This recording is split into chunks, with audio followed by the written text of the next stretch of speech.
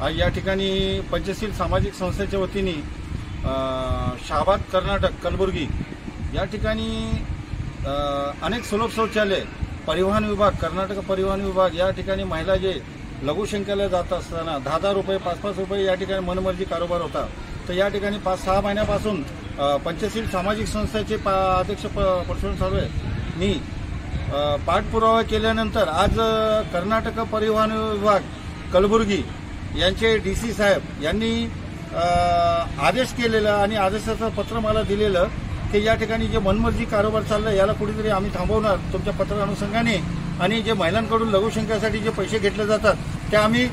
घेणार नाही आणि जे काय ठेकेदाराला जे मनमर्जी कारोबार चाललाय त्या ठिकाणी जे 10,000 रुपयाचा विषय होता त्या ठिकाणी आता या ठिकाणी दिलेले जिल्ह्यामध्ये फक्त 4 रुपये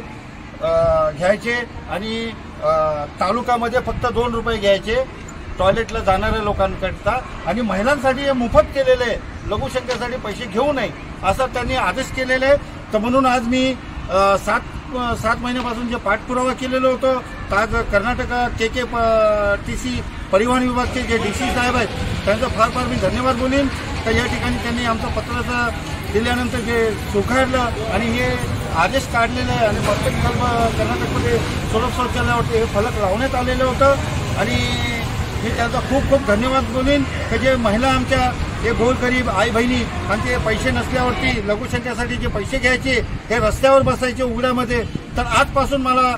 असं शंका आहे की आजपासून आमची महिला जे आई बहिणी आहेत गोरगरीब महिला आमच्या रस्त्यावरती उघड्यामध्ये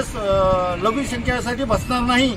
काय याकरता असा आदेश दिलेला आहे। मी खूप खूप धन्यवाद बोलतो कर्नाटक डीसी साहेब परिवहन विभाग यांच्या वतीने खूप खूप त्यांचा धन्यवाद पंचशील सामाजिक संस्था आणि हे प्रत्येक महिला कर्नाटकच्या महिला यांच्या वतीने मी त्यांना खूप खूप धन्यवाद बोलतो।